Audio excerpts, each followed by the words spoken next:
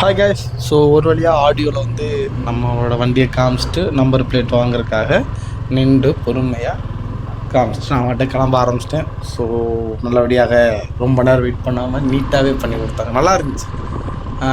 நான் என்னமோ சரி எப்படி லேட் ஆகும், ரொம்ப லேட் ஆகும் போல், நம்ம ஒர்க்கும் போகிற லேட் வர இங்கேயே ரொம்ப நேரம் நிற்கணும் அப்படி தான் நினச்சேன். வந்தவுடனே சடன் தான். பக்கத்தில் வந்தோடனே நீங்கள் போன வீடியோவில் பார்த்துருப்பீங்க, டக்குன்னு வேலையை முடிச்சுட்டு போய்கிட்டே இருந்தாப்புல. ரொம்ப ரொம்ப சந்தோஷம். அப்படியே முடிச்சுட்டு அப்படியே சிவகங்கை ரூட்டில் ஓட்டுறேன்.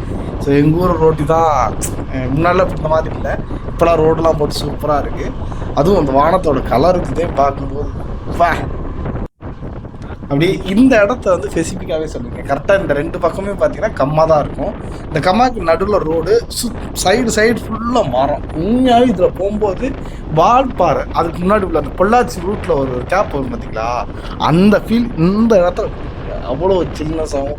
சைடில் பார்த்தீங்கன்னா ஸ்ட்ரீட் ஃபுட்டு, அப்புறம் கரும்பு ஜூஸு, இந்த மாதிரி பழ ஜூஸு, இதெல்லாம் வந்து நிறையா விற்கும். அதெல்லாம் பார்த்துக்கிட்டு போகும்போது வா சொர்க்கந்தான். சிவகங்கை வந்து சீமைன்னு சொல்லுவோம். ரெண்டாவது பார்த்தீங்கன்னா எனக்கு இந்த இடம் பார்க்கும்போது எப்பவுமே சொர்க்கமாக தான் தெரியும். ஓகே, ஸோ ரோடு விஷயத்தில் அதுக்கெலாம் போட்டதுக்கெலாம் ரொம்ப நன்றி, சூப்பராகவே இருக்குங்க, ஒருத்தனே சொல்லலாம். நான் கொஞ்சம் தூரம் தான், அப்புறம் பைபாஸில் ஏற்றோம்னா ஒரே ஒத்தப்படி தாங்க. ஸோ இந்த வீடியோ எதுக்காக இப்போ எடுக்கிறேன் அப்படின்னு பார்த்தீங்கன்னா, டாப் ஸ்பீடு, இந்த வண்டியோட டாப் ஸ்பீடு இன்ன வரைக்கும் நான் செக் பண்ணி பார்க்கல. இங்கே ரோடு கொஞ்சம் நல்லா இருக்கிறதுனால ஸோ இங்கேயே நம்ம செக் பண்ணி பார்த்துடலாம் அப்படின்னு சொல்லிட்டு ஒரு பிளான் பண்ணேன். ஓகே, இங்கே செக் பண்ணி பார்ப்போம் எப்படி வைப்ரேஷன் எதுவும் வருதா, இல்லை ஓரளவுக்கு அந்த எப்படி சொல்கிறது, வண்டிலாம் பார்த்தீங்கன்னா ஒரு 100 தாண்டிட்டோம்னாலே 3 டிஜிட்டை தாண்டிட்டாலே ஒரு மாதிரியாக சேர்க்க ஆரம்பிச்சிடும். நம்மளை அறியாமலே கண்ட்ரோல் பண்ணிடுவாங்க. அதனால் இந்த தடவை வந்து ஃபுல் செக்கப் தான். எவ்வளோ தான் போகுது, என்ன தான் பண்ணுது, வண்டியோட சவுண்டு கூட மக்கள் கண்டுபிடிச்சிக்கலாம் அப்படின்னு தான் போகிறேன். ஸோ இந்த இடத்துலலாம் ஆள் நடமாட்டம் இருக்கிறதுனால கொஞ்சம் பொறுமையாக போய்க்கிறீங்க. ஸோ நமக்கான இடம் ஒரு இடம் வரும், அந்த இடத்துல கொஞ்சம் வந்து லைட்டாக தம்பி வந்து ஒரு டாப் ஸ்பீடை தொட்டுட்டு திரும்பி நார்மல் ஸ்பீடுக்கே வந்துடலாம். ஓகே, இப்போ நம்ம போய்க்கிருக்கோம்ல இடம்லாம், இதெல்லாம் பார்த்தீங்கன்னா இந்த இடத்துல மான்கள் இருக்குங்க. நீங்கள் யார் நம்புகிறா எனக்கு தெரில. ஒரு போர்டு கூட நான் போகிற வழியில் காமிக்கிறேன். என்ன போட்டிருக்குன்னா, இங்கே வந்து மான் வந்து கிராஸ் பண்ணுற இடம் அப்படின்னு. ஏன்னா காட்டு மான், நம்ம நினைக்கிற மாதிரி இந்த புள்ளி மான் ரொம்ப அழகாக அப்படிலாம் இல்லை. இது வந்து காட்டு மான், ரொம்ப காட்டு, அந்த காலத்தில் இருந்து அப்படியே வர்ற ஜென்ரேஷன் வச்சுக்கோங்களேன். அதனால என்னவோ இந்த மான்கள் சுட்டாவோ இல்லை வேட்டையாடினாலோ தண்டனை அதிகம், அதனாலே அது எப்படியோ தப்பிச்சு நமக்கு இன்னை வரைக்கும் இருக்குது. இன்னமும் அதை அப்படியே பார்க்க அமைச்சோ இல்லை இன்னும் கொஞ்சம் டூரிஸ்ட் பிளேஸாவோ இதெல்லாம் மாற்றினா செம்மையான ஒரு இடங்க. நானும் இங்கே நிப்பாட்டி கூட கேட்டேன், ஏன்னா இந்த மாதிரி மாடெலாம் வருதாமே. ஆமாப்பா வருப்பா, ஏன் அதுவும் வருது, சரி அப்படியே ஒரு டூரிஸ்ட் பிளேஸ் மாதிரி மாற்றி சிவகங்கை கொஞ்சம் டெவலப் பண்ணலாம், எவ்வளவோ ஐடியா இருக்குது. ஆனால் ஏன் தான் சிவகங்கை மாவட்டத்தை இன்னமும் கொஞ்சம் ஏதோ ஒதுக்கி வச்ச மாதிரியே இருக்குது. பார்ப்போம், ஒரு நாள் மாறும். ஆனால் நான் சரி எப்படியாவது பார்த்துக்கலாம் அப்படி தான் பார்த்தேன். சரி அந்த காட்டுக்குள்ளேயாவது போவோம் அப்படின்னு பிளான் பண்ணி வச்சுருக்கேன். என்றைக்காவது ஒரு நாள் டைம் கிடச்சிச்சுன்னா கண்டிப்பாக வந்து அதையும் விலாகாகவே எடுப்போம். மான் எந்த டயத்துலலாம் வரணும் அந்த மாதிரி கேட்டுட்டு, இல்லை காட்டுக்குள்ளே போகிறதுக்கு இப்போ தான் கவர்மெண்ட்டே ஒரு ஸ்கீம் மாதிரி கொண்டு வந்துட்டாரு. ட்ரெக் பண்ணி அந்த இடத்துக்கு சேஃப்டியாக கூட்டிகிட்டு போயிட்டு சேஃப்டியாக நம்ம கூட்டிகிட்டு வர்றது. ஸோ அதுக்கான பேமெண்ட் மட்டும் கொடுத்தாலே போதும், ரொம்ப கம்மியான பேமெண்ட் தான். ஸோ அதிகமாகலாம் வசூல் பண்ணல, நார்மலாகவே இது பண்ணி பண்ணுறாங்க. ஸோ அது மாதிரி கூட நம்ம சிவகங்கையில் ட்ரை பண்ணால் நல்லாயிருக்குன்னு தோணுது. பார்ப்போம் எப்படி இருக்குன்னு. ஓகே, ஸோ பைபாஸை நம்ம பிடிச்சாச்சு. ஸோ மதுரைக்கு போகிற பைபாஸ் தான் இது. பார்த்திங்கன்னா 2 இது இருக்குது. ஒரு ரூட் பார்த்திங்கன்னா பூவந்தி வழியாக வர்றது, இன்னொன்று இடையமேலூர், அப்படியே மேலூரில் பூந்து போகிறது. ஸோ நான் அந்த ரூட்டை தான் தேர்ந்தெடுத்திருக்கேன். ஸோ போகிறேன், பாருங்க எப்படி இருக்குன்னு. அருமையாகவே இருக்கலாம், பரவாயில்ல. இங்கிட்டும் நல்ல ரோட் வசதி போட்டு சூப்பராக வச்சுருக்காங்க. ஸோ நம்ம டெஸ்ட்டு பண்ணுறதுக்காகவே அமைச்ச மாதிரி இருக்குது.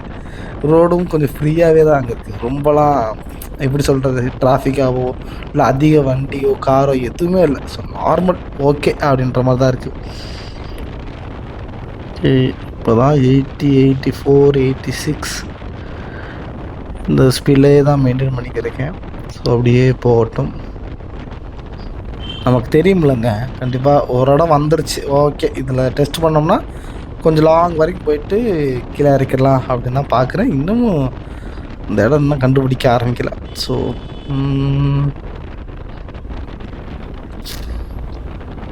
ஃபுல்லாக சைடு ஃபுல்லாக ஃப்ளாட் போட ஆரம்பிச்சிட்டாங்க போலையே. பார்த்துக்குங்க. ட்ராவல் பண்ணும்போது நீங்கள் வந்து வீடியோ பார்க்குறோம் பார்த்துக்குங்க. சைட்லலாம் ஃப்ளாட்லாம் அதிகமாக வர ஆரம்பிச்சிருச்சு. ஸோ பொட்டக்காடாக கிடந்தது. ஸோ பொட்டக்காடுனா சொல்லுவாங்கன்னா எதுவுமே வாழ தகுதி இல்லாத ஒரு இடமா இருக்கும். அதுதான் வந்து பொட்டக்காடுன்னு சொல்கிறது.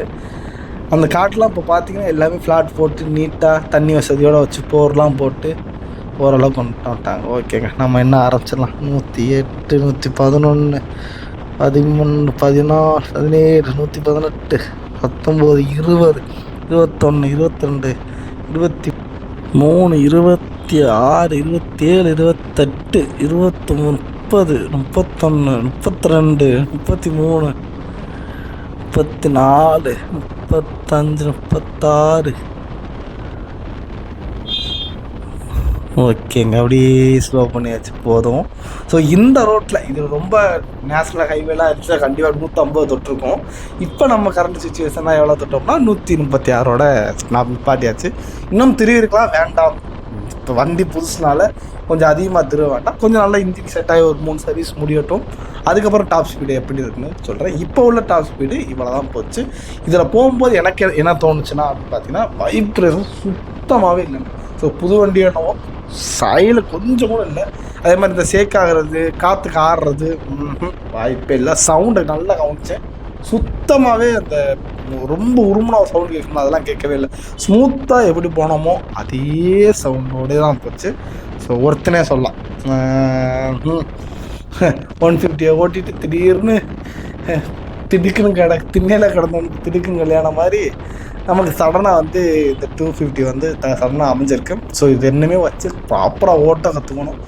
ஏன் பார்த்தீங்கன்னா போன டைம் பண்ண மிஸ்டேக்கை இதில் பண்ணவே கூடாதுன்னு தான் ரொம்ப கட் அண்ட் ஸ்ட்ரிக்டாக இருக்குன்னு வச்சுங்களேன். ரொம்ப கொஞ்சம் தான் ரொம்பவே. ஓகே, ஒரு வழியாக டாப் ஸ்பீடையும் செக் பண்ணியாச்சு, நம்ம வந்த வேலையும் முடிச்சாச்சு. ஸோ விலாகுமே ஓரளவுக்கு நல்லாவே போய்கிட்டு தான் இருக்குது.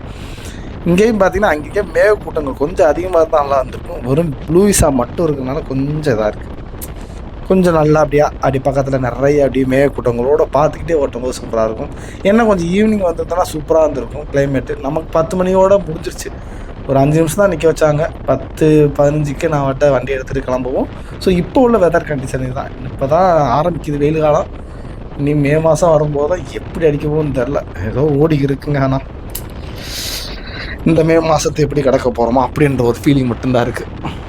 ஏன்னா ரைட் பண்ண முடியாதுங்க மே மாதம். அந்த டயத்தில் வந்து கூலிங்கான பிளேஸுக்கு வேணால் போகலாம். மற்றபடி நார்மல் பிளேஸ்லாம் போனோம்னா நம்ம வெந்து போயிடுவோம். அதனால் முடிஞ்சளவு இந்த தடவை vlog எப்படி வரும்னு தெரில. ஸோ பைக் எடுத்துகிட்டு ஏதாவது ஹில் ஸ்டேஷன் போனால் தான் கொஞ்சம் இந்த பைக்குக்கு மரியாதை. ஏன்னா அந்த டெலிவரி பண்ண சொன்னதே அதான், இந்த பைக் எடுத்துகிட்டு ஹில் ஸ்டேஷன்லாம் போகாமல் இருந்தீங்கன்னா வேஸ்ட்டு தான் சார். ஏன்னா அதுக்காகவே ஸ்பெசிஃபிக்காக தயாரிக்கப்பட்டது. அதில் நீங்கள் போய் பாருங்கள், பர்ஃபார்மன்ஸு நீங்களே மிரண்டு போயிருங்க. நாங்களும் ஈவெண்ட்லாம் கண்டக்ட் பண்ணுவோம். சுசுகி ஷோரூம்லேருந்து இந்த மாதிரி கூப்பிடுவாங்க போல். எப்படின்னா பெட்ரோல் சார்ஜும் அவங்களே போட்டுக்குவாங்க, ரூம் இதெல்லாம் அவங்களே பார்த்துக்குவாங்க. ஆனால் ஒரு சின்ன பேமெண்ட் வாங்கிட்டு தான் அலோவ் பண்ணுவாங்க. அதுக்காண்டி சுத்தமாக எல்லாமே ஃப்ரீயாக அப்படின்னா இல்லை. ஓரளவு 1000லேருந்து 2000 நினைக்கிறேன், அந்த அளவுக்கு அமௌண்ட் வாங்கிட்டு மூணாறு, வாகமான் இந்த மாதிரி புது பிளேஸ்க்கெலாம் வந்து இந்த இதை வந்து கூட்டிகிட்டு போவாங்க. அவங்களுக்கு ஒரு அட்வர்டைஸ்மெண்ட் தானே. மொத்த பைக் வரவும் இங்கே பாருங்க ஈஸியாக இருக்கும். போயிட்டு வர மாட்டேன். ஸோ பாட்டிகிட்ட விசாரித்தேன், என்ன பாட்டி இவ்வளோ ஃபாஸ்ட்டாக வந்துக்கிருக்க ரோட்டில் நீங்கள் நின்று கூட்டிக்கிறீங்கன்னு. அவங்க சொன்னாங்க, இல்லைப்பா இதில் மோதி போனால் தான் அதெல்லாம் விழுகும் அப்படின்னு நல்லாவே எக்ஸ்பிளைன் பண்ணாங்க பாட்டி. பரவாயில்ல, அவங்களுக்கு ரொம்ப யூஸ்ஃபுல்லாக இருக்குது. ரொம்ப டஸ்ட்டாக உள்ள இடத்துல போகிறத விட இந்த மாதிரி ஓரளவுக்கு ரோடு நல்லா கிளியராக இருந்து போட்டாங்கன்னா அவங்களுக்கு கொஞ்சம் இது தானே. அந்த இது வடிவேல் காமெடி மாதிரி தான் வருது. துபாயில் ரோடு சும்மா கண்ணாடி மாதிரி இருக்குண்ணா.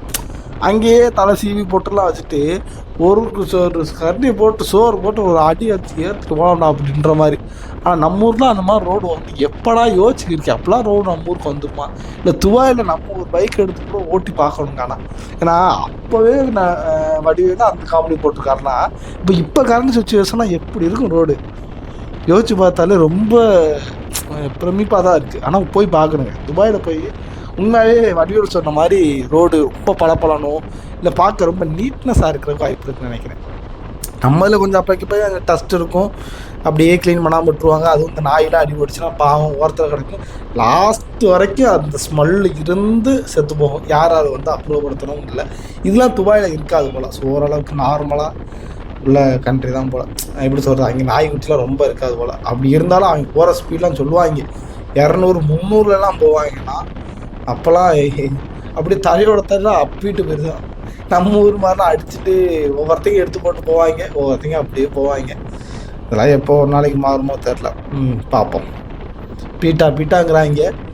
ஜல்லிக்கட்டுக்கு மட்டும் அந்த போராட்டம் பண்ணிக்கிட்டு இதாக இருந்தாங்க. ஏன் இதெல்லாம் விலங்குகள்லாம் வந்து சாகுது, இதுக்காக ஒரு அமைப்போ அல்ல அதை வந்துட்டு இறந்துருச்சு அதையாவது அப்புறப்படுத்துறதுக்காவது ஏதாவது வராங்களா? அதெல்லாம் வர மாட்டாங்க. ஸோ நல்ல விஷயத்துக்குலாம் வர மாட்டாங்க.